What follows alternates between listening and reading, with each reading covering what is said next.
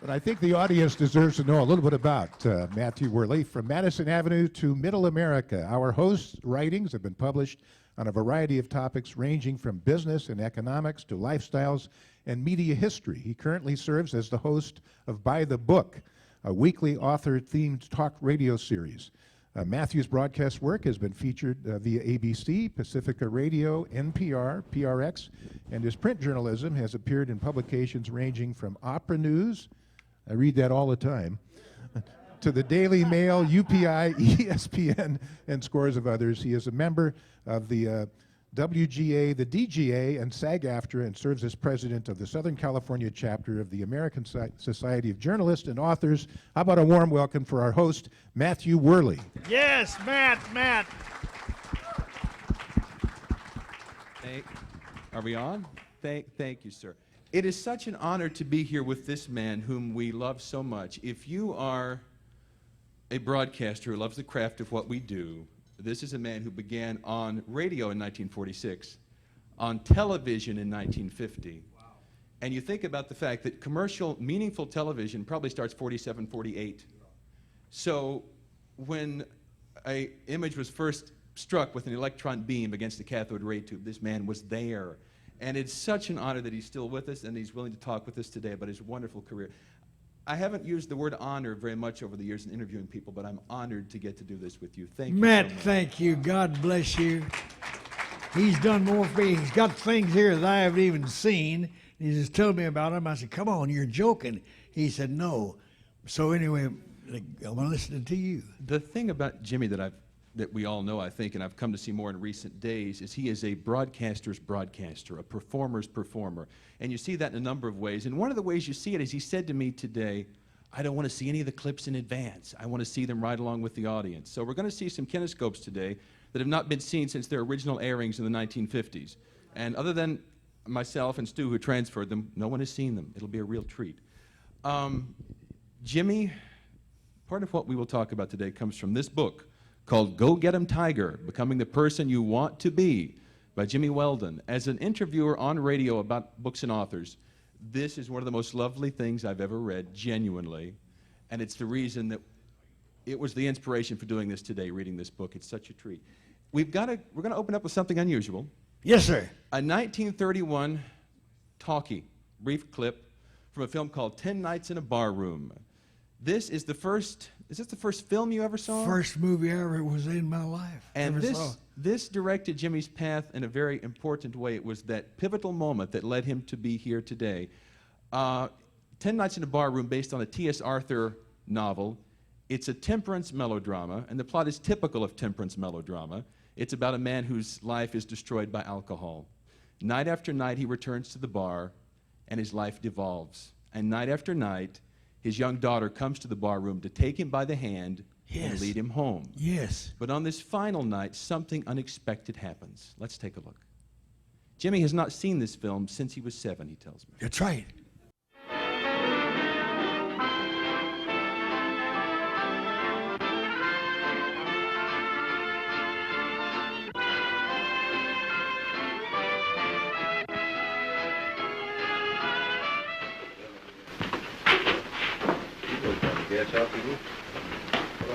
Bill, give me a treat, will you please? No, Joe. You know, Simon said there was to be no more liquor for you here. Just one, Bill. Joe, you know, Simon said there was no more drink for you I'm here. all right. You see, but I need a drink. Can't do it, Joe. The boss won't stand it. Just one minute. I gave orders for you to stay out of here, and I meant it. Now get out and stay out. Give me just one drink, Simon, and I'll go. You know how sick I've been. I've got to have just one drink, Simon. Just let me have one. Take your hands off of me, you drunken bum. You'll get no more to drink here. Now get out or I'll kick you out. Get out. So, you're too good for me to touch, are you? Now that you have taken away everything that I have. You drunken parfly. You're a thief. Go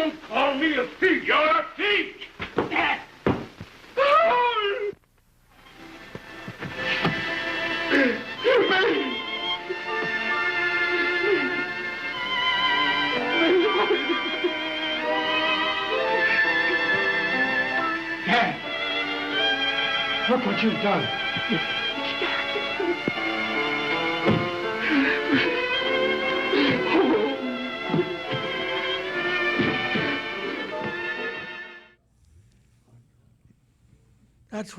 That's where I came home and I screamed, Mama, he killed that little girl.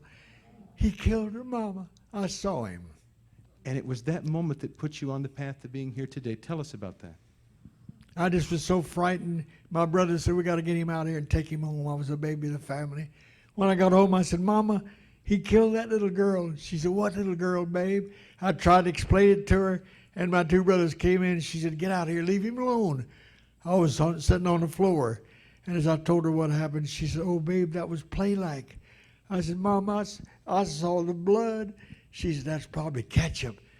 I said, Mama, she said, they probably gave her some milk and cookies after they did that little scene. And I remember I looked up and I had my hand. I said, Mama, if it's me, I'd want some vanilla wafers. She said, they probably have those in Hollywood too, babe. But that crystallized my life. As Mom told me the story of what happened, I knew someday, I said, think about it. Being in pictures, play like every day doing a scene, something new. That's it. That's what I want to do.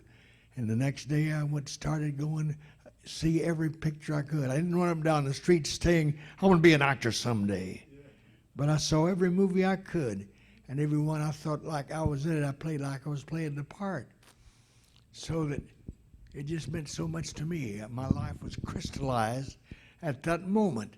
And I tell students right now, wherever I speak in schools, I said, plant a goal in your mind.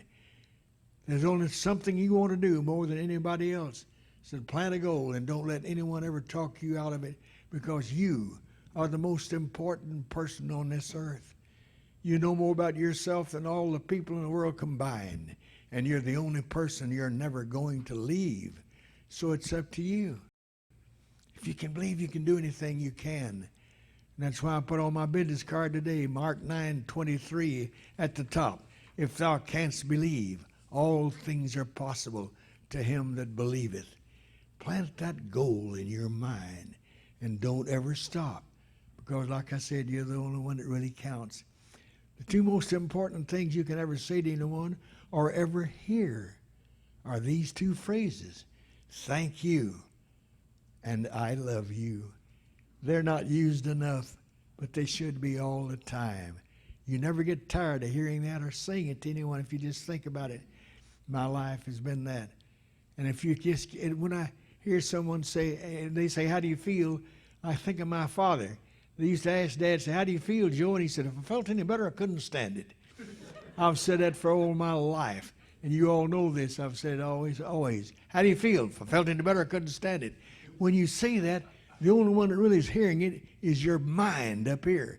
You're telling yourself. And that's the key.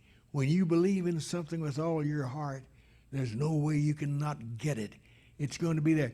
Disraeli said, I've brought myself by long conviction that a human being with a settled purpose must accomplish it, and that nothing can resist a will that will stake even existence for its fulfillment. Think of what I just said. Disraeli said, everything comes if a man will only wait. Don't stop. That's the key. Motivation. I say we have two things going for us all the time, one of which we have no control whatsoever, is time. I tell students, I say, one of my biggest pet peeves is hearing someone say, do it this way and save time. Think about it. You can't save 1/1000th of a second. You can only spend time. You can't save it. So spend your time wisely. I will hear not those who weep and complain, for their disease is contagious. Let them join the sheep. The slaughterhouse of failure is not my destiny. The prizes of life are at the end of each journey, not near the beginning. And it's not given to me to know how many steps are necessary in order to reach my goal. Failure I may still encounter at the 1,000th step, yet success hides behind the next bend in the road. Never will I know how close it lies unless I turn the corner. Always will I take another step If that is of no avail, I will take another and yet another. In truth, one step at a time is not too difficult. I will try and try and try again. Each obstacle I consider as a mere detour to my goal and a challenge to my profession.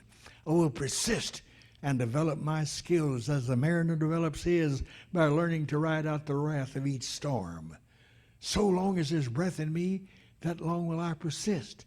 For now I know one of the greatest principles of success. If I persist long enough, I will win. I will persist. I will win. Thank you, Matt. God love you.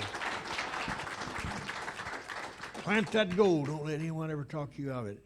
I love you. All right, go. Excuse me, Matt. Go. That's okay. Let's talk about planning that goal. That's what we want to talk. The reason we love you is because of your incredible skill as a broadcaster, which we're going to see in a moment, and your attitude. And because as we talk many times, in a business where you're rejected a lot, you're told Yes. no more often than you're told yes, the kind of attitudes that you instill in others are so crucial to being successful. You say in your book, speaking of your parents, you say of your father, I don't think he attended school after the 3rd grade, but he was an Einstein in math, and his real talent was psychology. And it seems that you get the genesis of your philosophies from your dad. Can you talk about that? Right. Yeah, Dad was it. It was the key, man. He said, always think of what you're being told and what is the problem of any kind of thing you're trying to solve. Think of what the problem is and then think of the answer. Don't just throw something out. Dad was unbelievable. He believed so strongly. He had a great faith in God, and it passed it right on to us. But if, again, like I say, the line, if thou canst believe, all things are possible to him that believeth. And that's it. Think about anything that you've ever done, first of all, in your life. You knew you could do it. If you didn't, you'd say, forget it, like that. All right, come on, Matt. I'm sorry. I'm getting started. No. That's what we're here for. We're here to pay attention to you and to hear your thoughts. No, that's right. Let's talk about Jimmy Wakely. Oh, yeah. Many people in this room recall the name Jimmy Wakely, maybe a famous country western recording star and also film star. Probably most remembered for a duet with Margaret Whiting called Slipping Around, but other songs too. Jimmy Wakely came to your hometown in Chickasha, Oklahoma. Yes, he had a program on WKY in Oklahoma City, and he used his theme song, get up and feed them chickens or Paul raise the dickens. We're going to make them grow before we're done. Oh, we're going to use the right food, and it's everything that chickens need, superior, all in one. I've thought of that in 100 years. Jimmy Wakely, Johnny Bond, Scotty Harrell, and they were at WKY, and they used to go around the little towns and put on programs, and they'd put an amateur contest on. Whoever the winner was, he'd have them go to Oklahoma City and be a guest on his show at WKY. He came to Chickasha, and I was just, I wanted to join this thing so bad I couldn't stand it. I went down and sang Three Little Fishes like Donald Duck, and Jimmy Wakely put his hand over the heads of each one of us, and the one got the largest applaud were rewarded the trip to go to Oklahoma City. They put their hand over my head and they went, boo, boo. Everybody just booed, and I ran out of the stage, and Jimmy grabbed me. He said, I've never heard anybody do Donald Duck like you do. And I said, no, and you're not going to hear it again anyway. He said, I thought you wanted to be in show business. I said, I did too, but not now. I don't. He said, Jimmy. No, you call him Laverne. He's Laverne. In about 2 weeks, I'm going to come back. I want you to go home, write an act of Donald Duck and his three nephews, and come back here on this stage and do it for me. I said, no. He said, promise me you'll come back. Well, when I got home, I told my mother and dad, my two brothers, what had happened. They thought that was the funniest thing. So maybe this loud mouth will shut up now. But Mom said, babe, I'll help you write an act. I said, you will, Mama? She said, yes. So we wrote an act of Donald Duck and his three nephews going to the rodeo. Sure enough, when Jimmy Wakely came back in about 3 weeks, I was on the stage. I did that. This time I won. And I said, oh, golly, this is the best thing in the world. So I was going to went to Oklahoma City to be on his radio show, and I stayed with Jimmy and Inez and his children in Oklahoma City. Spent the night there, and the next day I was on the radio. I thought, oh, this is the best thing in the world ever happened to me. Well, from that moment, we just became friends, and we'd write each other. And later, when I came to Hollywood, came out here and started my career in television, Jimmy Wakely came to Dallas, where Webster and I were on at WFA in Dallas, Channel 8. and Jimmy Wakely was starring in the town, and he came to the Sportatorium, and as I knew he was coming there, so I went backstage before he went on, and I just said, I want to say hi to this man. And the MC said, "You have Webster with you?" And I said, "He's in the car." He said, "Go get him." He said, "Jimmy, let him introduce you because he's the biggest star in this whole area." Jimmy Wakely, looking, what are you talking about? So I went out, got little Webster, went on the stage, and I had little Webster on my arm, and I said, "I'm going to introduce you to a man who, if it hadn't been for him, I wouldn't be on here in Dallas today." And I told him the story. And I said, "Here is one of the greatest recording stars of all time, a movie star today, Jimmy Wakely." And I started off the stage, and he grabbed me, and he said, "Don't leave." And so then we played. He played with me, singing and talking with to Webster and me. When we finished, Jimmy Wakely started off the stage with me, and he said, "Hey, I'm going to have you in Hollywood in the next 2 weeks. What did you say your name again is now, Laverne?" He didn't even know Jimmy Weldon. He said, "Laverne." He remembered my name. They'd seen me when I was a little boy. That's where we became friends. And if it wasn't for Jimmy Wakely, I never would have continued my career in television or anything. Came out here 1941 after I graduated, and Jimmy Wakely had a special party. He and Inez had a special party for me and Muriel and little Webster. And when this lady walked in the door at his home, she walked straight to me and she says, "I'm Gene's wife, Ina Autry. What is your name?" I said, "Laverne Shin." She said, I said, "You from Chickasha?" And she said, "Gene, you used to work in Chickasha. Come over here, meet this young boy." I met him, and then later she said, "Gene, I think it's time for you to sing." He played his guitar and sang, and I held the music for him, and it was the biggest thrill of my life. I think I'm owed to Gene Autry's music while he's singing. That was the beginning of my career. Oh, okay, excuse me.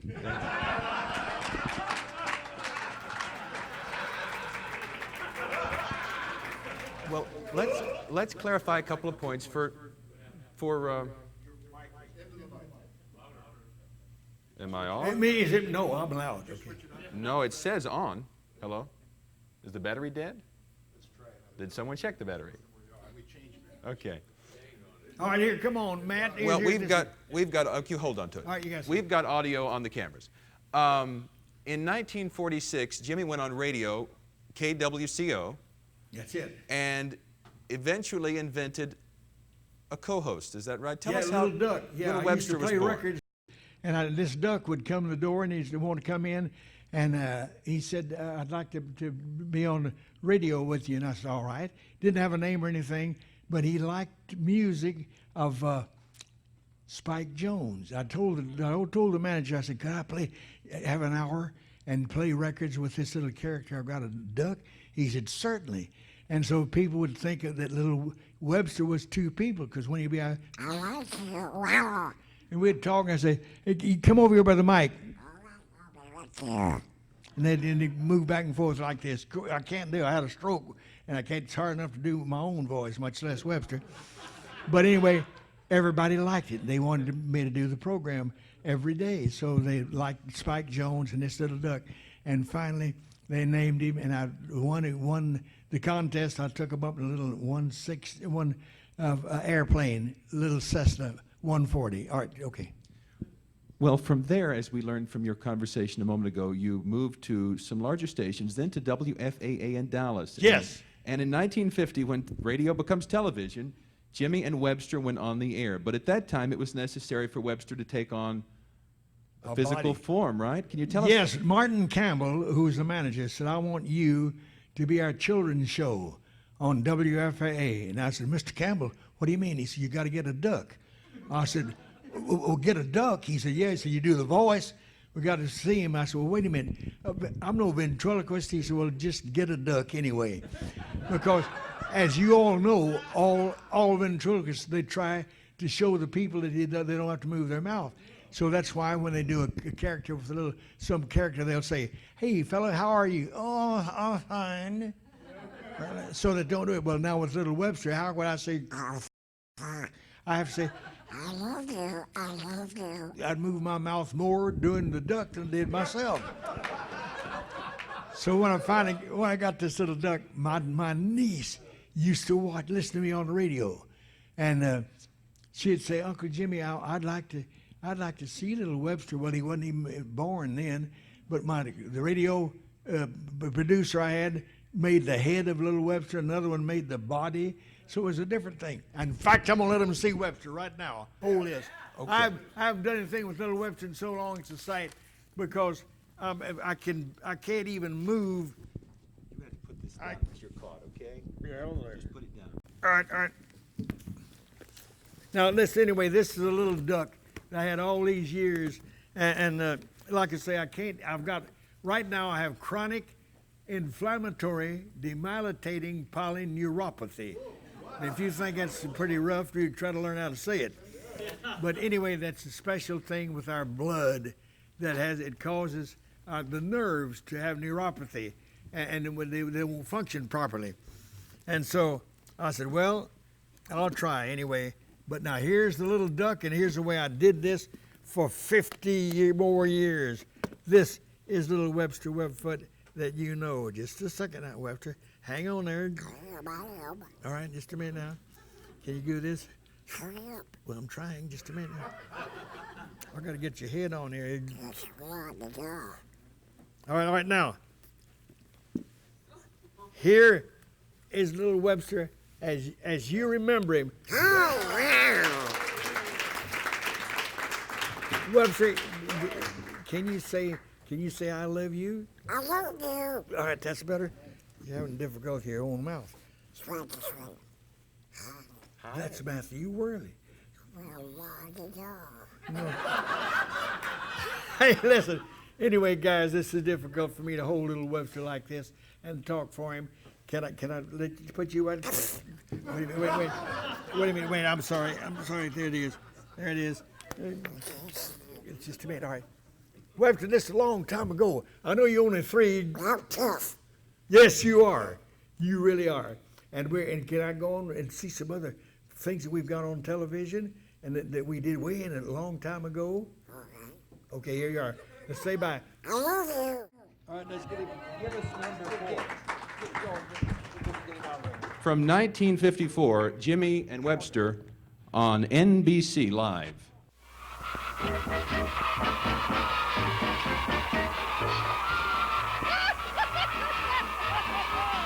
Hi, Funny Boners. It's time for more laughs, stunts, and prizes with the 2 funniest Funny Boners of all, Jimmy Weldon and Webster Webfoot.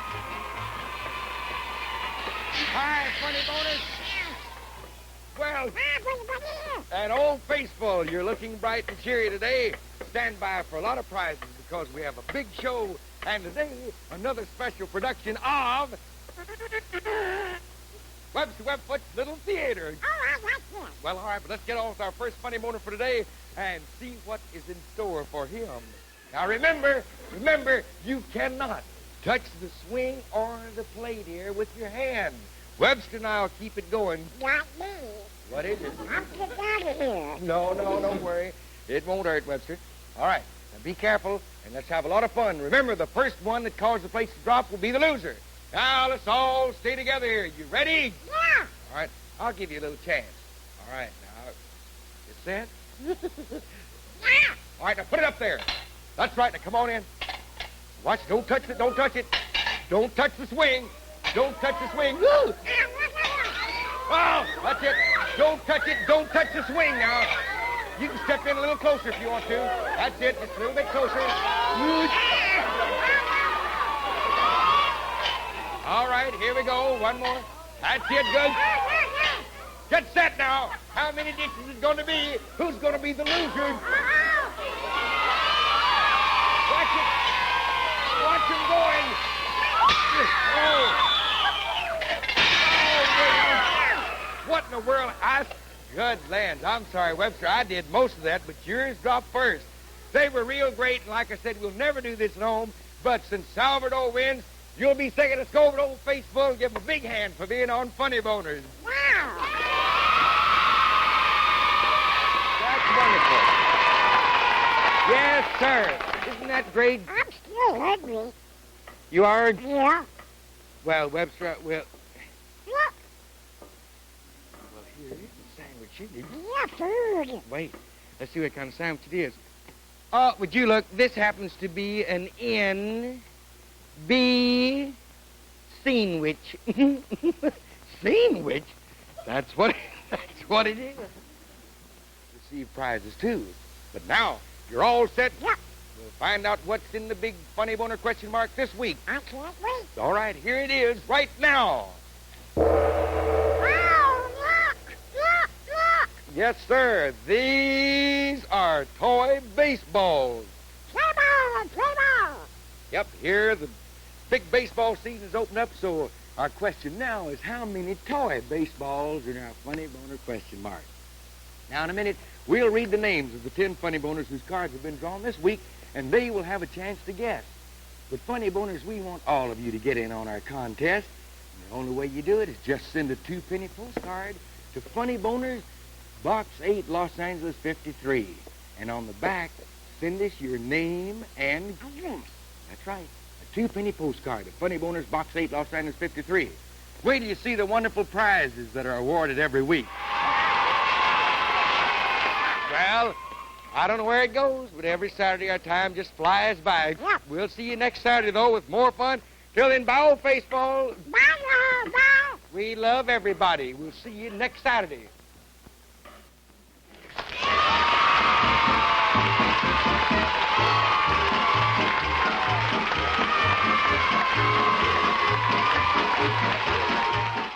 Two of the great early television stars here on the stage, Webster Webfoot and Jimmy Weldon. That is Funny Boners. We should point out that you came to Los Angeles in '52, I think. Yes, from And Dallas. Jimmy Wakely really walked you into a manager and walked you into a gig at KLAC. Yes, it was MCA. When he saw us at the Sportatorium, he said, "You'll be with me in Hollywood in 2 weeks." He took me straight to MCA, and that's when they took us to the May Company. The May Company sponsored us all the time. And from there, you went to NBC Network. What we just saw was a live presentation done live for the East Coast, Kinescope for the West, of course. And this is Funny Boners, produced by Ralph Edwards. Tell us about how you met Ralph Edwards and about the show. Webster and I were doing a special program for Beverly Hills schools out there at that time. Randolph Scott and I'm trying to think of the other fella was collected our tickets to go to be in the show. And as we walked in there, they said, you two guys are bigger stars than we are. They were the top Western stars at that time. That's when Ralph Edwards walked over and said, "I want to talk to you about doing a show on NBC." And I said, "Fine." It all just happened bang, bang, bang like this when we were out here for the first time. Unbelievable how things happen. Go on. And Funny Boners is billed as a children's version of Truth or Consequences. That's it. But it seems to be more beat the clock than Truth or Consequences because there isn't really the question element of Truth or Consequences. It's just the stunt largely. Right. And this is in about 4 minutes, a condensed version of Funny Boners. But one of the most charming things, and we had such a joy, Jimmy had in his garage, unseen for decades, some kinescopes from the show, which I got to look at in preparation to do this. And one of the great joys of seeing these is to learn that each episode of Funny Boners had a musical number. And it seems to be the most charming part of the show. So let's take a look at the next clip, Carson, which is clip number... This is on Funny This Boners? is number 5. Jimmy and Little Webster with the Atchison Topeka and the Santa Fe. Oh, I forgot it. Long time. It's time for us to go back. Yes, sir. Okay, boy, help find your mother right now. Look here, Mother's lost. This is a crowded station. Say, well, I wonder where everybody's going. Where are you going? Wait, where are you going? Dallas. Dallas? Why, lady, we're going to Fort Worth. Go right on now. Pardon us. Well, let's see. I wonder what time this train's supposed to be here. Do you have our tickets? Ah. Well, wait a minute. I have it somewhere. Looks like Grand Central Station. Here it is, Prairie Junction, Nevada. Oh, here it is. Say, conductor? Yeah? Ticket taker? Ticket taker? What is your title here in this town? That talks that will travel. Oh, yes. Well, what time does 609 from Denver arrive? 609, let's see, 609. Comes in at 5:30. 5:30, say it must. Listen. Sure. Man, do you hear that whistle down the line? It must be engine number 49. Too slow, they run down side that way. I'm not sure the pitch on the side of the Oh, isn't that a doll going by there? Yes, sir, it's a great thing to be here. Look at that smoke rising around the bend. Yes, sir, I reckon she knows that she's bound to meet a wonderful friend. folks around us fast at the time of day. I'm not sure the pitch on the side of the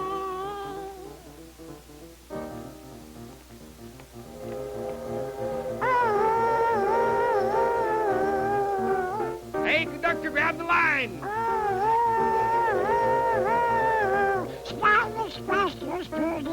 And they'll all want lives to Brown's Hotel, 'cause lots of them been a-traveling quite a spell.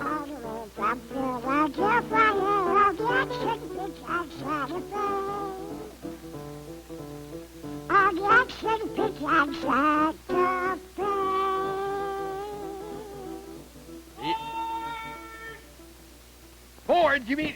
All aboard! Here comes the chief! Oh, the chief's coming.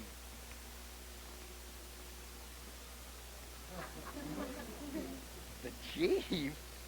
That's right. Well, who is that? That's the super chief! Oh, no, no. Early television. I don't believe it. I can't believe that. That was on NBC. Can you imagine that? Live. Jimmy had a big audience of kids and moms, too, it looks like. Going up live, again, the little kid from Oklahoma, little kid from Dale, Texas, a tiny town, little kid from Oklahoma, 13,000 people, something like that. When you went up live on NBC, did you feel nervous about that? Didn't realize it. Didn't realize what it was. Didn't mean that much. I'd like to think of one with the kids. Because everything's live. When we were on, and we had about 8 or 10 little children every day on the show to go up Peanut Gallery. And I'd always interview them before we went on the air, just to see who wants to talk and who wouldn't. And there's one little boy would never say anything. He I kept asking him the questions, and finally we get on the air. And so we start on the air, and I'm introducing everybody, and he held his hand up. Hadn't said anything to me before. And I said, hey, is something you want to do? He said, yeah, I want to pee.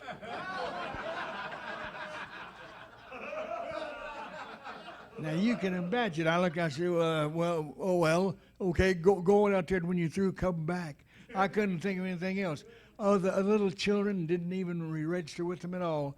And the thing that I realized was that little boy was being nice to ask permission to go outside. The other little children didn't go, hee. They said, no, he did that nice. Let's go on to the rest of the show. Later on, we had safety heads always on the show. And one little boy was limping when he came in, and his little brother was with him. And so I didn't want to ask him anything because I didn't know what his foot was hurt or something. But now we get to safety hints.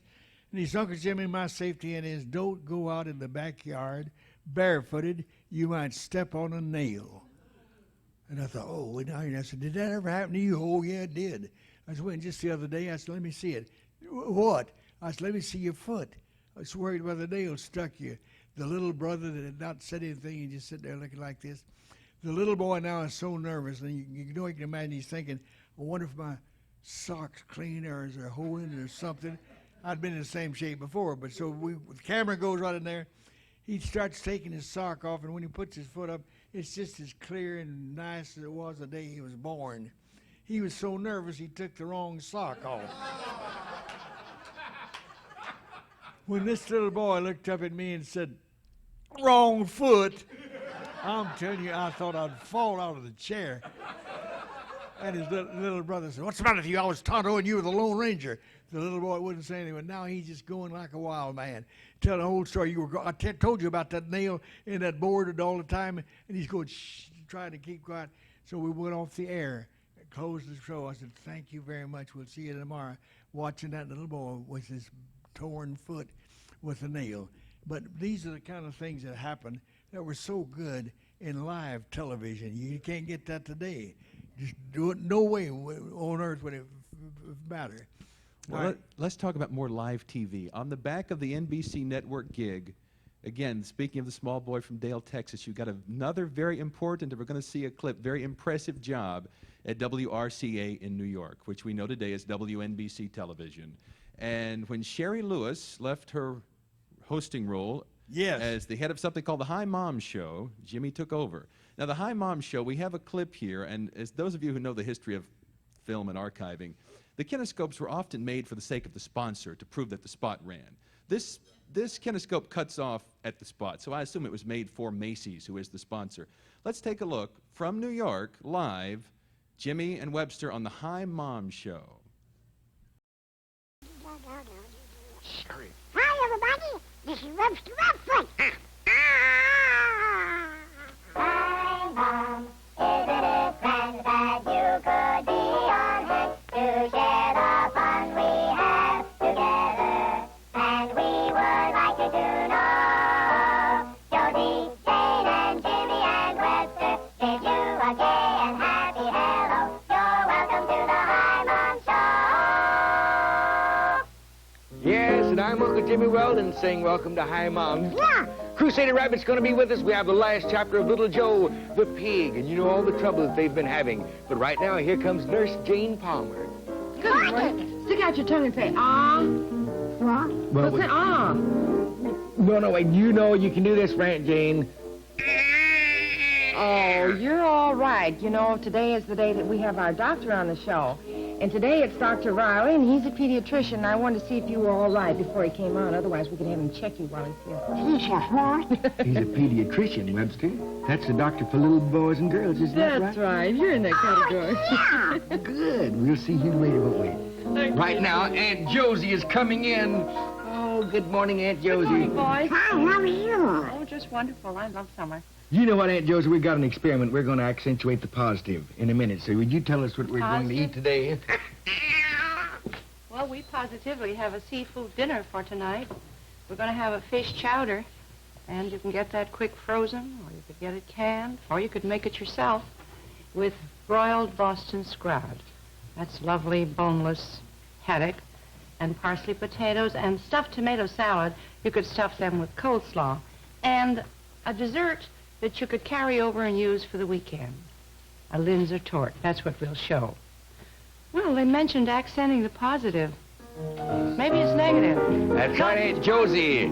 You got to accentuate the positive at all times. Wait a minute, Webster. Do you know what happened? This one couldn't be good. Oh, but they did. They could. Now, listen, it's possible that you can do anything that you want to. Come on.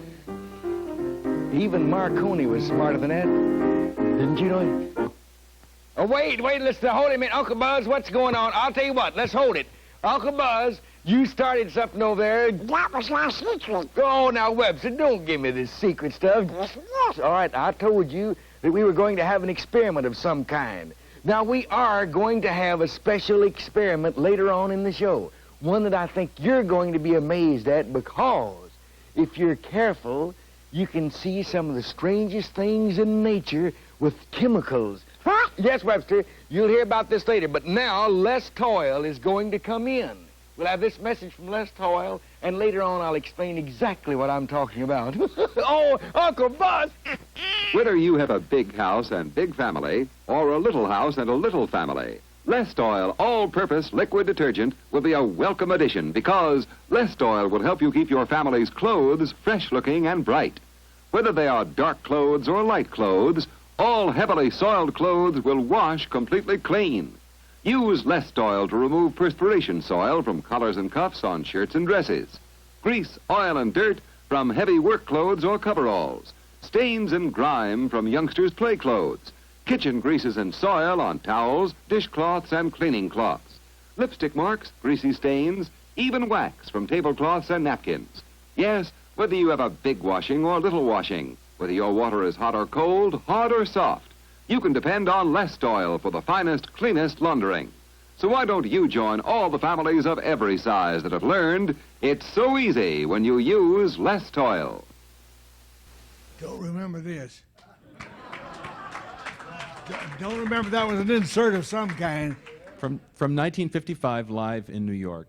Tell us about the Hi Mom Show. It appears to be a hybrid homemaker type show and also like a kids show, a show for mom and the kids. Can you talk about that? Well, the way they formatted it, they just had different things. They actually used a lot of our spots that NBC had, but they'd put them in different areas, and Hi Mom was one of those that they'd use for spots. Unbelievable. Yeah, what they did on NBC, on network, phenomenal. Half the time, I didn't really understand fully what was going on the Hi Mom show. Really? But you went to New York to take that job and, as we say, replace Sherry Lewis, who was the host with Lamb Chop, I suppose. And you say in your book later, moving to New York was my life's biggest single blunder. What happened? I'll never forget when I first went into New York. We lived in Manhattan on the little island there, close we could get, and I went to get in the NBC 42nd Street entrance. I'll never forget, to get this position. I go out into the edge of the street, and I see an officer out there, and I went as fast as I could. I said, "Sir, pardon me, but tell me where's the 49th Street entrance to NBC?" And my response, "What's the matter, Mac? You lost?" And I thought, "What do you mean? What did I do wrong? What's the matter, Mac? You lost." But that's the way they treated us in New York. I never was so disappointed in my life at any time. I don't know whether you all ever lived there, but I mean, it was just constantly that way. People, we lived in a special place in Manhattan, and we would go up on the elevator, and people wouldn't even talk to us in the elevator of the same building we were in. They were afraid to talk to us. I don't know what difference in New York it is anywhere else, but I promise you, I thought I'll never come back up here again under any circumstance. I don't mean that ugly. I'm just pouring this out from my heart. When Muriel and I left New York, I was never so happy in my life to get out of anywhere that I was to go to New York. Has anybody ever had that kind of experience up there? Hey, I got one back there. We've got some New York natives in the room. Yeah, but no. There you are. But isn't it strange how how people feel and wherever you are? And that was my most disappointing feeling on earth, were the people in New York. And we never just got to meet anybody. Muriel loved it, though. She was a dancer from England, and she could have worked anywhere in New York City. Man, she loved it, because that was that highlight city life that she had loved so much. Go ahead. I just going to say she's on Little House on the Prairie 8 years, Trapper John 5 years as a nurse, and she loved it out here. Okay. Let's take a look at one more live clip from WRCA. This is Jimmy live. And again, as we talked earlier, the thing that impresses me so much about this man is his incredible craftsman-like skill as a broadcaster. He's live with the kids. He's live with the puppet. He's doing the commercial. He's got little children as models. He's got a live audience. There's a whole lot happening. This is WRCA Hi Mom, and this is a spot for Macy's. Well, Mom, summer is here. I know the wintertime presents terrible problems with ironing, but summer is worse than ever. So wouldn't it be wonderful if you didn't have to iron your little girl's dresses anymore? It's possible. I want to show you right now. Here's a dress right out of the washer. We're going to put this in the dryer, where in 20 minutes you'll see how beautiful it will look while it's been ironed in the dryer. Yes, specially constructed automatic wash and wear fabrics made with DuPont's wonderful Dacron polyester fiber mean they can go through the normal washing cycles into the dryer, where the heat of the iron automatically irons them. Yes, it's a great time and work saver. This is automatic wash and wear. Now, our little model, Irene Strom, is wearing a Joseph Love automatic wash and wear dress from Macy's Youth Center in Herald Square. It's size 10 and only $10.29. And look at this. The special big skirt and the little knife pleats right here that go all the way around, and they match up here on the Bertha collar. Yes, a beautiful dress, and these Love dresses are available in all Macy's stores, sizes 3 to 6X and 7 to 14. Now, all week long, we've had a dress just like that that's been automatically washed and automatically dried in the dryer, where it has automatically ironed itself from the heat of the dryer. We're going to show you that dress from the Macy's Herald Square store later on in the show, as we show you this one from the dryer, too. So remember, Mom, select only dresses made with Dacron. one of DuPont's better living fibers that gives you so much more. Yes, it's amazing what they have done at DuPont with automatic wash and wear. Certainly the one thing that would be more important to you for your little girl than anything I can think of in the way of a household chore. Hey, wait! This means that Crusader Rabbit is coming in. Webster, stand by now. You remember yesterday, Dr. Stein had gotten all those wooden Indians together and had started to invade the town of Loudmouth, Wyoming for a big Indian massacre. Let's go back and see what happens to Crusader and Rag. What do you think when you see this live work from 70 years ago? I can't believe it. I can't believe it. My lands, it's amazing what we did live then. Yeah. But today, if you make a mistake, cut, redo it. But not then. If you think about it, except those in this room who have done news, probably no one in this room has been live on television. We don't do anything live almost. And yet this man was live on the network. Fascinating. When you come back to Los Angeles, about 1956 or something, it's shortly after that your other most famous character comes into your life. And he's not here with us today. We'll see him in just a moment, and that's Yakky Doodle. Oh, yeah, yeah. Can you talk to us about how Hanna-Barbera offered you the job as the voice of the famous Yakky Doodle? Bill Hanna called me one day. He said, "This is Bill Hanna, Hanna-Barbera." And I said, "Yes."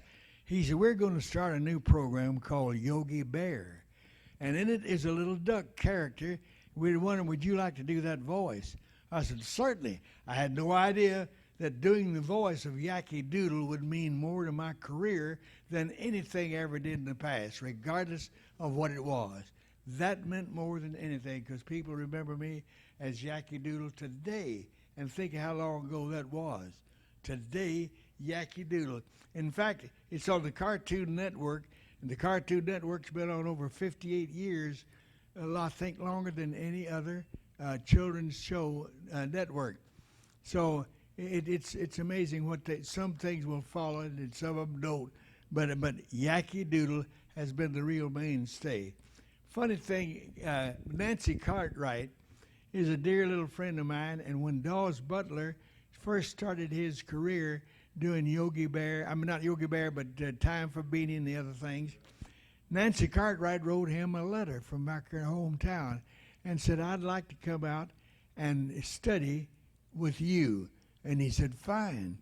Nancy Cartwright came out from a little town back east, and Dawes put her in as the boy in The Simpsons. Who is it, Bart? Is that it? That's it. She's been that for over 35 years, I think, today. It's been a career that you can't even imagine. So just doing one thing. That's the key. I'll never forget in commercials, one time we were living in Fresno, and they asked me to come down, and I did this thing with Yogi Bear. He said, "Well, it's my little friend, Yakky. Hi, Yakky." And I said, "Hi, Yogi." He did a commercial on Kellogg's Corn Flakes. Remember, my part was, "Hi, Yogi." Later he said, "How do you like them?" I said, "Wow." I did that in a 60-second commercial. "Hi, Yogi." And wow. They paid me $80 for that. I thought, oh, that's good. However, the first year I got $5,940. The next year, $4,870 for doing. Mr. Worley, it's all yours. Go Thank you, sir. Let's take a look at number 8, please, Carson. And this is Vance Colvig, the great Dawes Butler, and Jimmy Weldon. And a Yakky Doodle cartoon. This is a condensed version. He was always a little lovable character. Unlike Donald Duck, yeah. Well, that's the point I was going to ask you about. Yakky was always a very endearing character, and it seems that you've invested your essential sweetness in the character. Can you talk about when you met with Hanna-Barbera to create the character, what you talked about, and how he became the way he is? No, I felt like when I talked to him, they said he was a new little character in a show that wanted to be a part of thing, could warm things up together. And I thought, man, that would be it, sure enough, because he never didn't do anything to upset the group where we were into the shows that we did. Whereas Donald Duck was always brash and causing some kind of trouble. And of course, these were done ensemble in Yes. those days, all in the same room. And we should note this man, as a voiceover performer, has a remarkable pedigree. Worked with Olan Soule, worked with Danny Dark, worked with Casey Kasem, really worked with a lot of the heavyweights. Don Messick, of course, Doss Butler we see here. Yeah. You say in your book, the one thing humans have that no other animal has is a creative imagination. Dream those dreams you had as a child and go after them. It's never too late.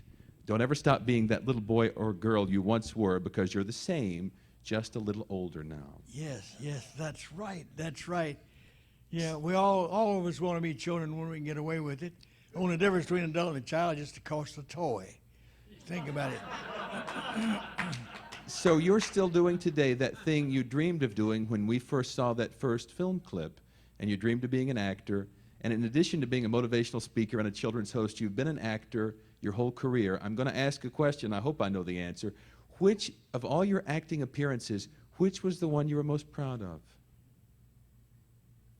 I don't know. Every one of them, when that director says action, that little 7-year-old boy came to life. Well, you say in your book that the one that meant the most to you at the time was your appearance with Ronald Coleman on the Halls of Ivy. Well, yeah, because I had dreamed one day I was coming to Hollywood. See, that's where I made my mistake, the big mistake. I said, I'm going to be in Hollywood. I'm going to be an actor. But I didn't realize that I thought when I was there with Ronald Coleman, I had gone to the ultimate. This was it. I saw that little boy, 7 years old, run out of that theater saying, Mommy killed that little girl. And then Mom saying, it's all play like this. Mom, I will be an actor. Someday I'll be in Hollywood. And I had dreamed of coming out to Hollywood to see Ronald Coleman at the Royal Academy of Dramatic Arts in London and see his name and everything and realize I'm with that man starring in his episode. That was it. I'd climbed the mountain and done everything I'd ever dreamed of, not realizing that was only the beginning. That was the key. That's why I said, when you accomplish a goal, don't stop. Just say, I've got to go a little bit higher. Don't ever quit. That's it. That's why I keep telling people, don't ever retire. One day say, I no longer do what I used to do, but this is what I'm doing now. Always have a reason for getting out of bed. I've told another thing now. I've had people tell me, they say, how can I get an agent? I said, don't worry about an agent. Just go be in anything you can be in. Get in any activity. If you live in Burbank, there's a little theater on every corner practically. Go into each one and say, I want to read for a part. I said, don't worry about what the part is. There's no such thing as small parts. There's just small actors.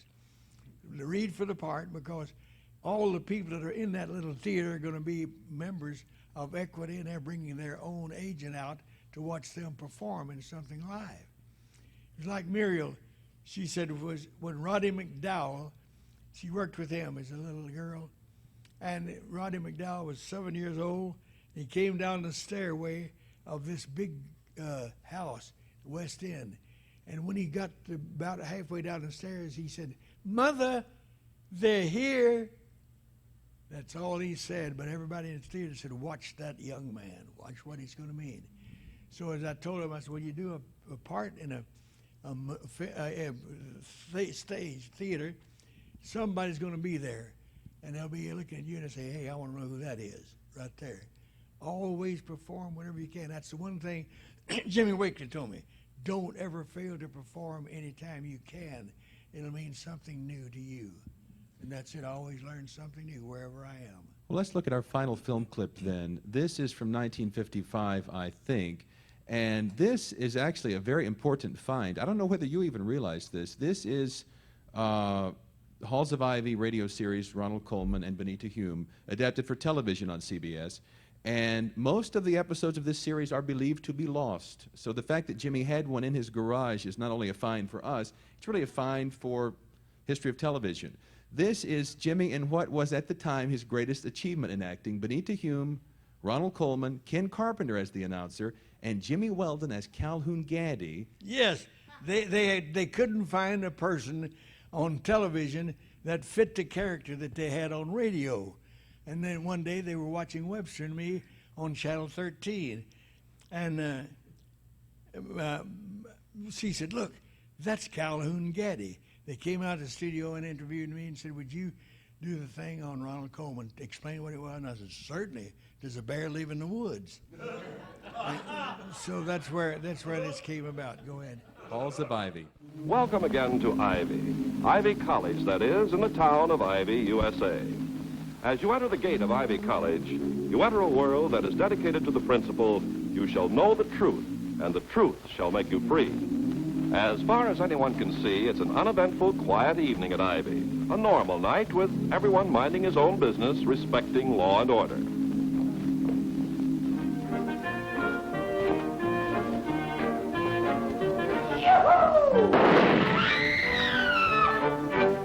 Now, where was I?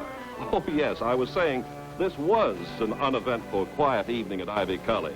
And still is, as far as Dr. William Todhunter Hall, president, and his wife Victoria are concerned. Hello, Dr. Hall speaking. Evening, Dr. Hall. This is the police station. Sergeant Phillips speaking. Oh, hello, Sergeant. I haven't seen you since the policeman's ball. How are you? Just fine. Say, Dr. Hall, do you know anyone by the name of Calhoun Gaddy? Calhoun Gaddy? No. Does anyone? Well, he says he's a student, a freshman. We picked him up for toting a gun and creating a disturbance and shattering a street lamp and old Mrs. Haggerty's nerves. This is really more than a police problem, Dr. Hall. I wonder if you'd mind coming down and talk to him. All right, Sergeant. I'll be down in about half an hour. Well, you seem to have a very cozy police station. I'd like to make a tour of inspection sometime. Here, they call it a tour de force. Thanks. Thank you, Sergeant. Daddy. This is Calhoun Gaddy. Dr. Hall or Mrs. Hall? Well, sir, howdy do. How do you do, Mr. Gaddy? And Miss Hall, golly, it's friendly you coming down here to see me. I always try to get acquainted with the new students, but I have a peculiar preference for doing so on college premises. Well, sir, it's real thoughtless of me not coming visiting you right off. Thanks, sir. But then I've been busier than a bird dog on an anthill getting bedded down here at your college, and I clean forgot my manners. You certainly did. You violated the law and destroyed city property. You got yourself a real problem, haven't you, Sheriff? I told you, Gaddy, I'm only a sergeant. Yes, sir, I keep forgetting. But down my way, all you folks are sheriffs. But look, I don't mind staying put for a couple of nights if it'll satisfy your law up here. Well, that's very cooperative of you. But Dr. Hall, isn't cooping me up here going to interfere with my studies? Might I suggest, Mr. Gaddy, that you should have thought of that before running amok among the lampposts? Yes, sir, I agree with you. But when I got that postal card from Uncle Isham down home, I just couldn't help myself. I naturally up and had myself a rubber-tailed hissy fit. But, Mr. Gaddy, you must have had very bad news to have reacted so violently. Oh, no, ma'am, not bad. I had me a baby. Well, Sergeant, I think we might call a first baby a mitigating circumstance, don't you? But, Dr. Hall, to be perfectly honest with you, sir, it's not my first baby. I've got me 5 babies now. 5? Well, one thing's sure. You're the freshman most likely to raise a large family. Well, Sergeant? I think I might get the judge to keep it down to a $5 fine. How's that sound to you, Gaddy? Thank you, Sheriff, but I haven't got $5. Mr. Gaddy, I've encountered a variety of undergraduate problems in my time, but the college freshman who is the father of 5 children and yet lacks $5 to get out of jail is a new one. Tell me, why did you come north to go to college? Well, I'm going to teach, Miss Hall, and that means I've got to know people. I know a lot about my own folks, so I thought I might learn something from the Yankees if I got close enough to them. And tell me, how old are you? 32, ma'am. I know it sounds like I'm kind of slow starting, but you see, I got sort of detoured by way of a couple of arguments we had with Germany and Korea, and then there's Glory and the babies. So you see, sir, I didn't come up here to college to whiffle cat around. Sergeant, I know it's an unusual baby gift, but I'd like to pay the fine. No, Dr. Hall. This one's on the house. Okay, Gaddy, you're released. In the custody of Dr. Hall. Well, much obliged to you all, and I'm sure glad to have met you folks. Well, as long as you're in our custody, come with us. We'll drive you home. No, thank you just the same, Miss Hall, but I like to walk. It gives me a feel of the land. You know, I go along with what that man Thoreau says. It requires a direct dispensation from heaven to become a walker. You must be born into the family of walkers. I guess I'm just lucky. Well, good night, y'all. Good night. He's a rare specimen, Victoria. Thoreau. You know, his teachers are going to get quite an education.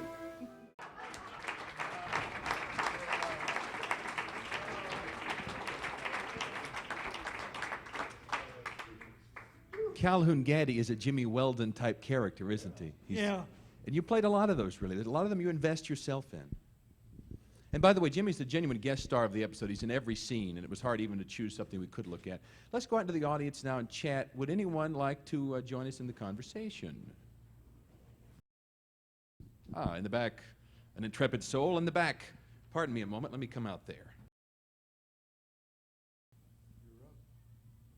Is that Johnny K? No, Oh, okay, I'm sorry. John Newton. John right, though. It is John. Yeah, John Newton. Newton, okay, yes. Okay, when I was growing up, I used to watch you and Webster on, I think it was Channel 7. No, 13. Channel 13. Okay, so that was my favorite show as a kid. Bless Just your wanted to heart. let you know. And I just remember how inspirational you were on that show. And it was an encouragement to watch you. John, thank you so much. Bless your heart. Appreciate it more than you can imagine. Now, I have kind of a technical question. I noticed you had a big microphone, a lavalier that were a lot bigger in those days. Was that a wired up lavalier? Did it go, I mean, it seemed like on one of the scenes, I saw the wire go down your coat or something. Yeah, I always had this kind of a mic. Yeah. Did anybody, I mean, did anybody stumble over that thing? I mean, you know. No, not that I remember. I don't think so. Because, I mean, that had to be, as you were doing your bit, you had to be conscious on how you walked because you didn't want to stumble over the wire. Is that right, Jimmy? No, but I'd be very careful. I know what you're saying, yeah. Wait, there's one over there. Yeah, go ahead. This is a way of saying thank you, Jimmy. When I was 7, I was on your Channel 13 show. Golly, bless your heart. And when we all left the studio as children, Webster kissed every one of us on the cheek, and you handed each of us a photo, which I brought to share. Yes. You realize how long ago that is? Look at him. So I just want to say thank you, and you've never left my life. Thank you. See, those kind of thoughts, those kind of things are like shooting adrenaline in my arm. Can't thank you enough. All right. I was carrying papers in Chickasha, Oklahoma, paper boy, and R.M. John came in. We used to fold our papers in a little area in the back. We'd fold them in and take them, put them in paper bags on our bicycles and then go out and deliver them. And one day, R.M. John came in. He was standing by me, and we were folding our papers together. And he said, I looked around and said, what the thunder is that? I said, that sound like Donald Duck. He said, what do you think it's supposed to sound like? And I don't know. I never heard anybody do that. R.M., how did you do that?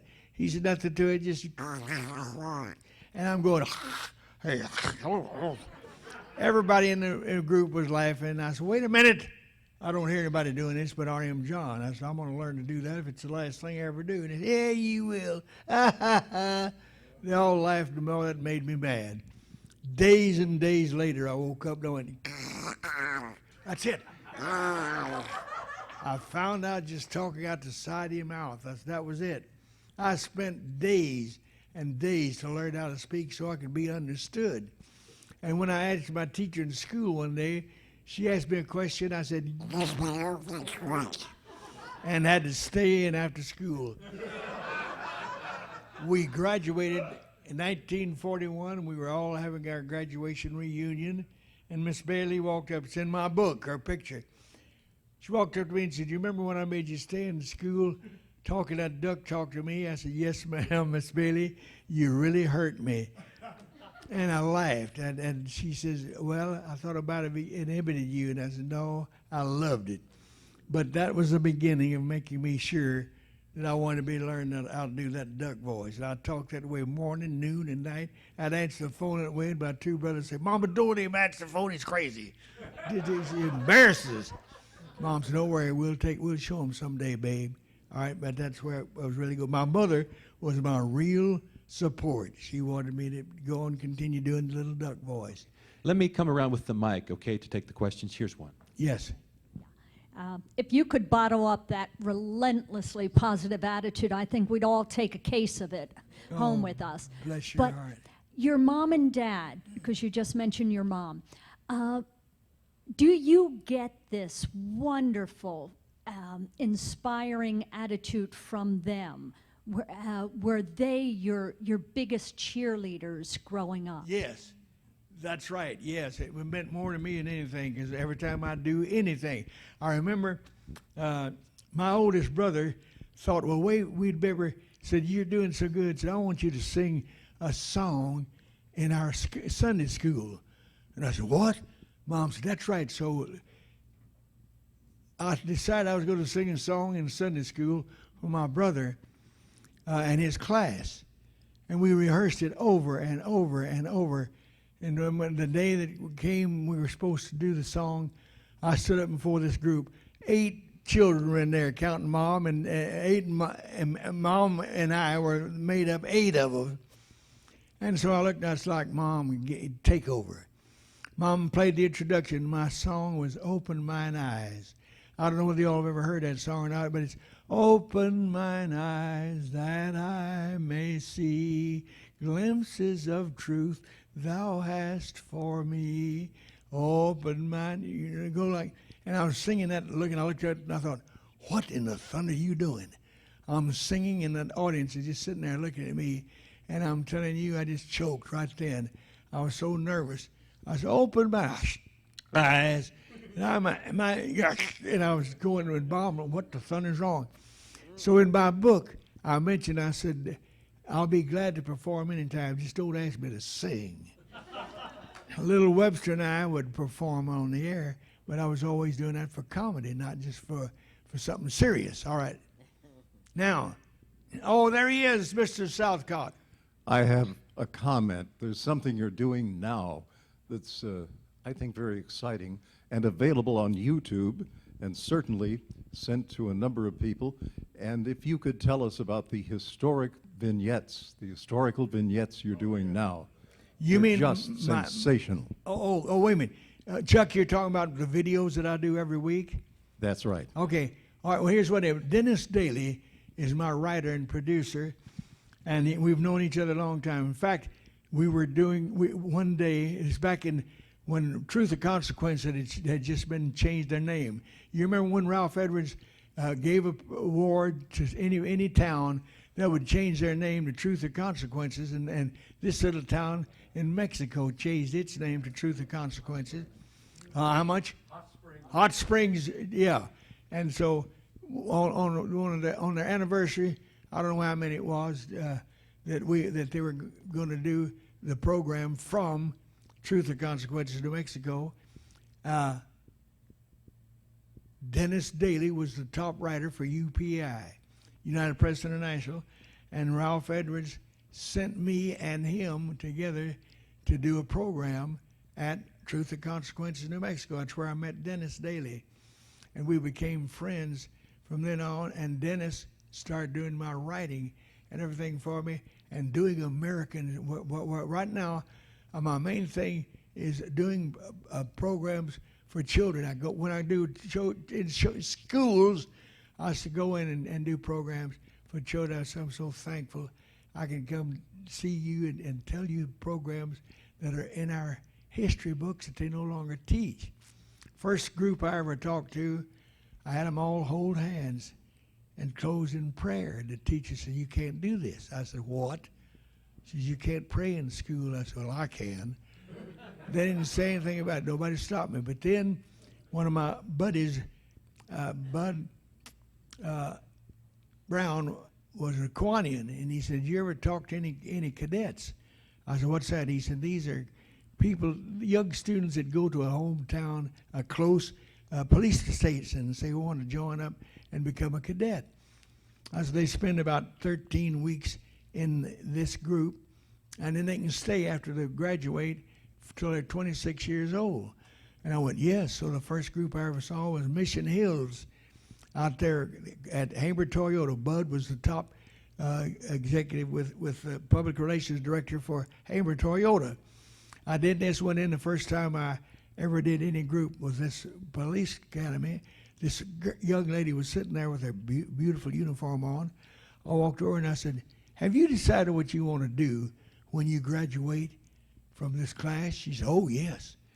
I said, "What are you going to do?" She said, "I'm going to become a forensic psychiatrist." I said, "A what?" She said, "It's a forensic psychiatrist." I said, "What is that?" She said, "That's a study of the criminal mind." And I thought, golly, anyone that does these things, it's so important to become a cadet in any police department because their resume, it means so much on their resume. And so then going back to these places and talking to cadets meant so much. And Dennis said we need to talk about the real heroes of American history. And he started checking on to the different people.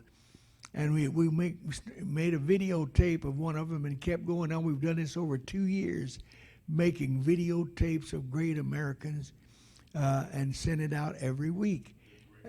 Oh, hey, where? Oh, they're absolutely great. Thank you. God, shotgun. Thank you. Yes, and appreciate getting to them more than you can imagine. And when I get feedback, they're saying thank you for this. It makes me feel so good. All right. Okay. Now, Mr. Castleman, here you are. I just wanted to, I was very impressed by your picture there, but he's called me his oldest fan, and I have my 1951 Sanger's Webster Webfoot Club pin here. Little Webster Webfoot pin, yeah. And when I was riding with Barbara in the car, well, Barbara and Bob said, "Hey, they know you and everything." So I haven't had a chance to meet him now and had a lot of fun. He does a wonderful rendition of the flag speaking at the Burbank gathering each year.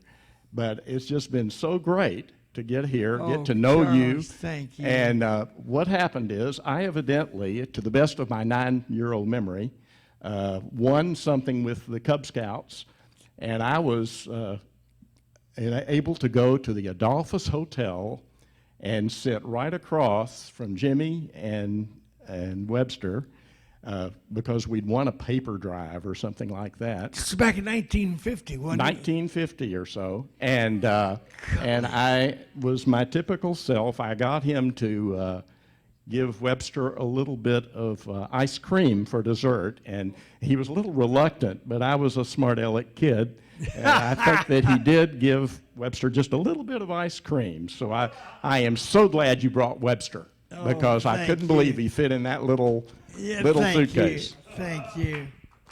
Listen, is there anyone in this room who has not heard my flag presentation? All of you have heard it, haven't you? No, you haven't? Please let me do this. I'm proud of it. Speaking to the students, every year now I go to McCambridge Park and I do this presentation on Memorial Day. Picture the flag here, standing here. What had happened, I was speaking to the Kiwanis, East Fresno Kiwanis Club, and the lieutenant governor was there for Kiwanis, and he said, "I'm going to read something here that was written by a fellow Kiwani in 1968. He read it, and I'm sitting there because I was speaking to the group that day, but I had another thing I was going to do. And as he was talking this, I thought, good land, I got to have that. So when he sat down, I said, "May I have a copy of that?" He gave it to me, brought it home. I've used it now all over the country. And one time I was in Washington. I gave this presentation. A guy about 6'7" walked up to me, put his arm around me, and he said, "Jimmy, don't ever stop doing that. I was at Iwo Jima at the end of World War II." And I said, "Okay, thank you." But now, pretend that you're a classroom right here now, and here's the flag standing right here, and I'm going to bring you, as I tell them, I said, I'm going to bring you a message from the very heart of Old Glory. I am the flag of the United States of America, conceived in the dreams of liberty and the hopes of freedom. I was designed by the hands of Betsy Ross, and a sewing basket was my cradle. Though I was never an orphan, I was adopted by the Continental Congress in 1777 and proclaimed the national emblem of a nation newly born on this continent, fighting valiantly for survival and destined to bring to all mankind a new concept in life, liberty, and the pursuit of happiness. I rode with Ethan Allen, the Green Mountain Boys, at the Battle of Fort Bennington. I was flown above the decks of Old Ironsides and the masts of Yankee clippers.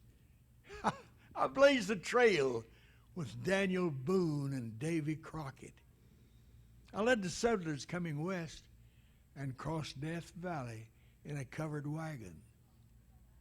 Once I fell to the ground at Custer's last stand in the Little Bighorn.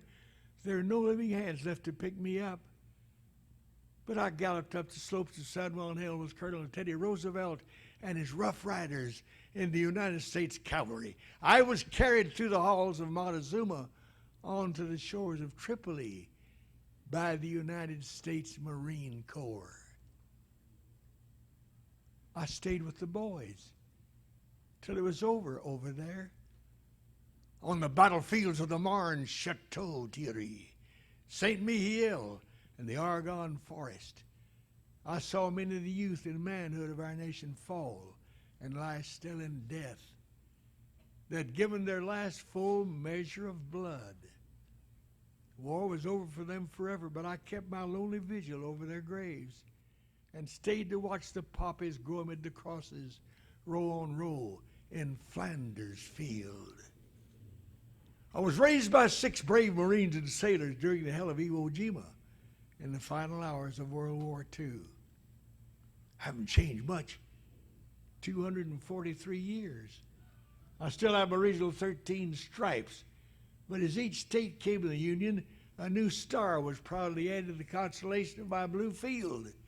Started with 13, now they're 50. I've draped the caskets of our nation's heroes and borne to their last resting place the bodies of presidents, generals, admirals, humble privates, and the unknown soldier. Wherever free men gather, wherever there's justice, equality, faith, hope, charity, truth, and brotherly love, there too am I. When you place your hand over your heart and recite the Pledge of Allegiance to me, don't merely mouth the words, but think of what they mean to you and mean what you say. And when you come to the phrase one nation under God, remember it matters not what your religious belief, it only matters that you hold your faith dear, that you practice it daily, and that you preserve it forever. History will never write my obituary, for I am the stars and stripes forever. I'm Old Glory. I'm your flag. I am you. When I mentioned this to these young people, I told them I was in Patton's 3rd Army Combat Engineers attached to the group that liberated Bukig Wall concentration camp. Little boy in the back of the room said, that never happened. And I just screamed out loud, don't say that! I was there. And he just backed up against the wall. Later, I talked to the largest Lions Club in Long Beach. A little man came out of the audience with the yarmulke on the back of his head. And he said, Jimmy, I'm Rabbi Kane. I was at Bukig Wall concentration camp. We stood there hugging, crying in the middle of the room. Later, I called Dennis Daly, who was at that time living in Palm Springs. He had been the top writer for UPI for over 20 years. I said, Dennis, what's happened to our country. He said, what do you mean? I told him what had happened to the little boy in Burbank when I told him a story. And he said, Jimmy, you've got to get a 501c3 nonprofit corporation and talk to schools about America. I said, I've got a what? You've got to get a 501c3 nonprofit corporation and talk to schools. Now, Dennis, I don't know what you're talking about. He tried to explain it to me, and I said, Dennis, I have no idea what you're talking about. He said, don't worry about it. I'll take care of it. And I thought, well, kiss my foot. Just because I don't know what a 501c3 nonprofit corporation is, don't make a fool out of me. But he didn't stop. He kept going until the IRS in Washington and the California state legislator wrote me a permission to get a 501c3 nonprofit corporation. These are Dennis Daly's words, mission statement, to instill in California youth a sense of civic nonpartisan pride and a better understanding of our common heritage through the use of visual, non-visual programs and personal appearances. I thought, golly, now I could go to schools and someone would just give me money and I could use that for my expenses. And so that's when I got that presentation and started going and speaking to schools. The feedback I've gotten from our videos now means more than anything because they've told me the things that you're bringing out in America are so important. And I think, golly, Moses, how blessed can a guy be? This beats all. So, like I tell them, when I do, my favorite now is telling the story of Francis Scott Key, how he wrote the poem that became our national anthem. And let me just pretend you all are a class.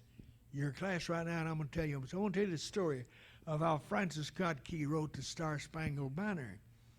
The scene takes place in the Baltimore Harbor. You all are in Baltimore. I am out here in the middle of the bay on the Admiralty ship. Back over there is Fort McHenry in the back. And I said, what was happening? This is the time of the War of 1812. Our 13 colonies had become states, but now we've had won their independence from the mother country, but they're at war again. And so this time now all the soldiers that were captured by the Americans, well, Englishmen, were put in prisons on land, but all of the American prisoners were put in the holding areas of ships below deck in chains and filth. They were talking in Washington about what was happening. They said, our poor guys are dying out there in those boats. Is there anything we can do? And one of them said, why don't we see if we can't exchange prisoners? They said, what? Yeah, exchange prisoners. Francis Scott Key said, I'll go. So on the appointed day, Francis Scott Key, in a small rowboat, made his way from Baltimore Harbor out to the Admiralty ship. By the way, I didn't tell you this. Francis Scott Key had an affinity, or no, that's the wrong word, that's stupid, but he had a way about doing poems. In fact, he'd write little limericks. Everywhere he'd go, they'd say, what do you got for us now, Francis? And he'd make some little poem up. But anyway, that was his key of his own personal thing, doing poems. So I said, now young people, get this picture. It's the War of 1812, and Francis Scott Key makes his way in the little rowboat, 1,000 yards offshore to get on the Admiralty ship. He gets up and he says, Admiral Cochrane, I'm Francis Scott Key. I'm here to talk about exchanging prisoners. Come on in. They decided they'd do it, so he said, may I go downstairs and see the prisoners? He said, certainly. Francis Scott Key went down. He saw them, just a pathetic group of men in chains and filth. He said, hey, fellas, tonight you're going to be free. I've made arrangements with Admiral Cochrane. We're going to exchange prisoners one-on-one, and you'll be able to go home. And I'll in fact, I'll go back up there and make arrangements. And when they get ready, we'll come out. I'll come back down here, and we'll go on shore together. And he said, "Thank you, Francis."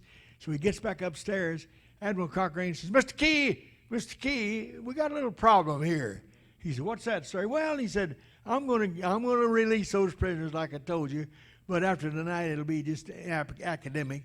They're going to be free anyway. They'd be going home. They would. He said, "What do you mean?" He said, "Well, the war's going to end tonight, and they're going to be free." And he said, "Well, what do you mean the war is going to end?" He said, "We're tired of fighting all this.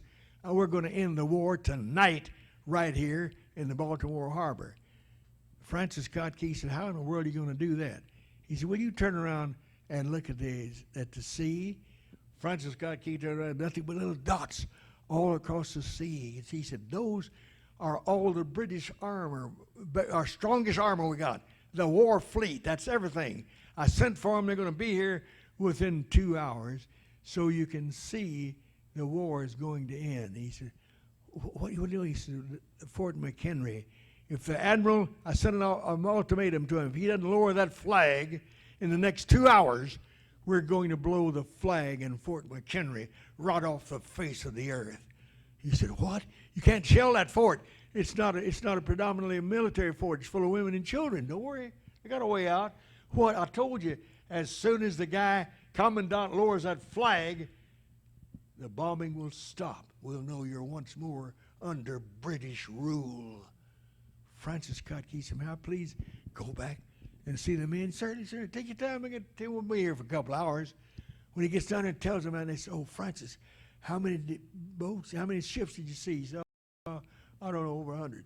He said, I'll tell you what I'll do. I'll go back up, and when the battle starts, I'll tell you exactly what's happening. He said, okay. So he goes back up there, and as twilight begins to settle, the ships come in and anchor. And there's a haze that comes over the Baltimore Bay. And at the right time, bam! Everything breaks loose. It was so noisy you couldn't hear anything. And Francis Scott Key heard the men down below say, hey, where's the flag? Where's the flag? Is it still up over Fort McHenry? Tell us, tell us. And every time a bomb would burst near the flag, he had seen it. He said, it's still up.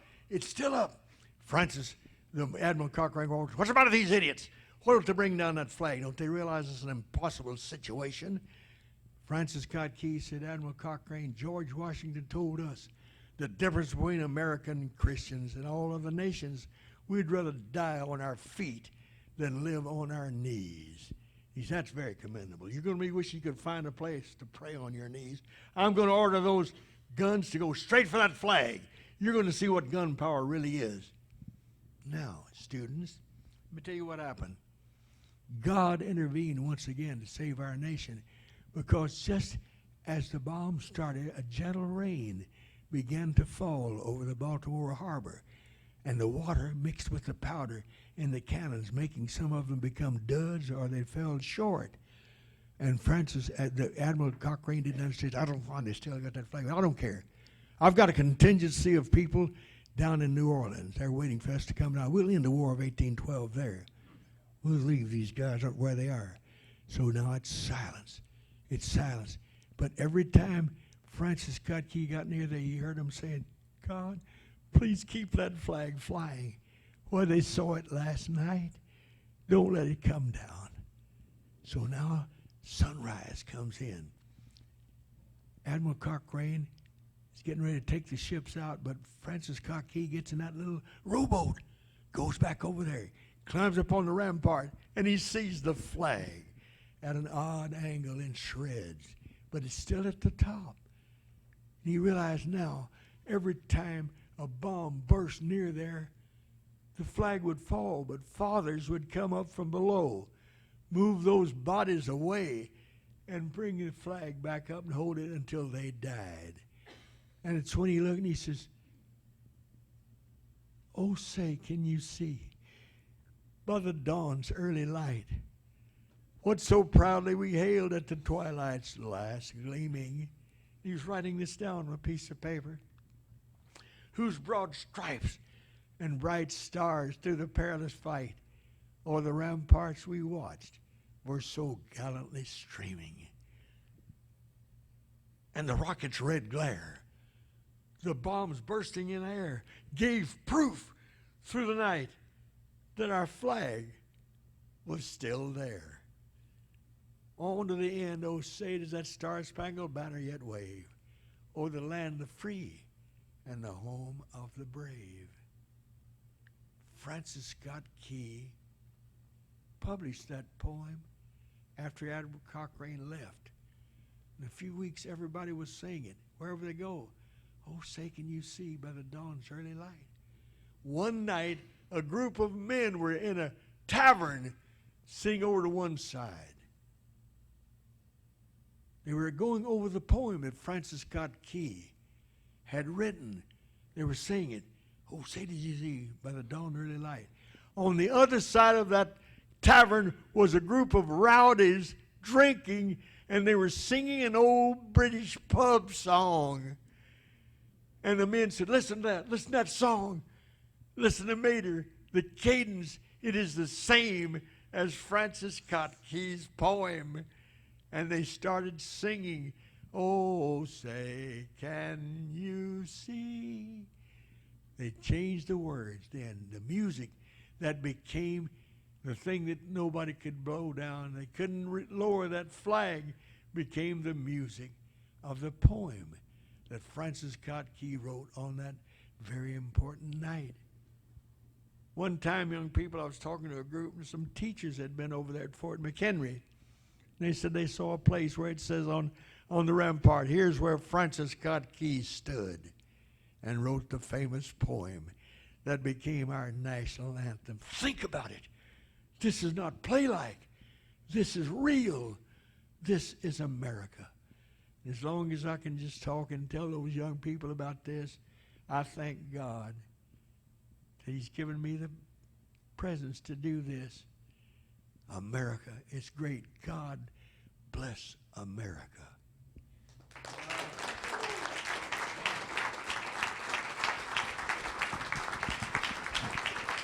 Thank you. Thank you, guys. Thanks, Shotgun. Thanks, all of you, so much. Bless your hearts. Thank you. What a remarkable, skillful performer at age 95, who was working at the dawn of television with the massive gear of that time and still working in the YouTube era. Let's look at one final clip to close the show, okay? Yes, sir. Another very endearing live musical performance with our two television stars. All right, all right. Say, you funny boners, remember that right now Webster and I are up in the same tree. No, Webster, look. Today we have a special song that's about one of the most popular birds that has ever lived. Yes, and I'm going to sing it. I want to help. Well, would you promise? Look, you've cut up so much already in the show. Will you be nice and do it properly? Oh, yeah. Promise? Yeah. Okay, then, if you'll do it right, we'll have it right now. Pack up all my cares and woes, here I go, singing low. Bye, bye, bluebird.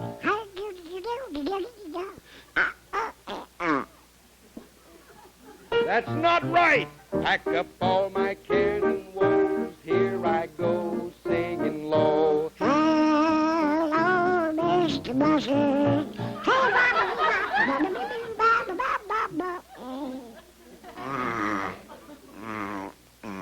I'm sorry.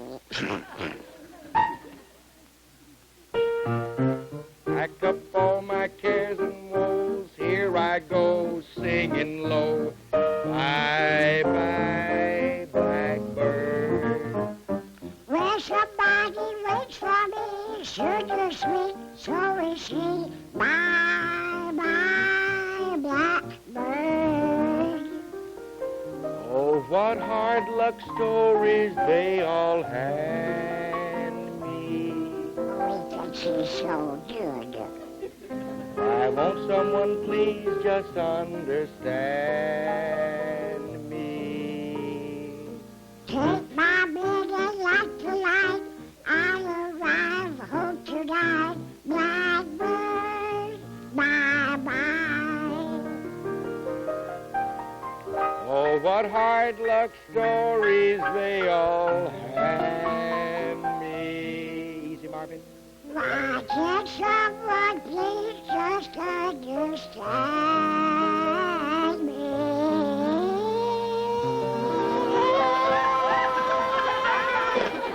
Take my bed and light the light. I'll arrive, hope to die. Blackbird, Blackbird, blackbird. blackbird, bye-bye.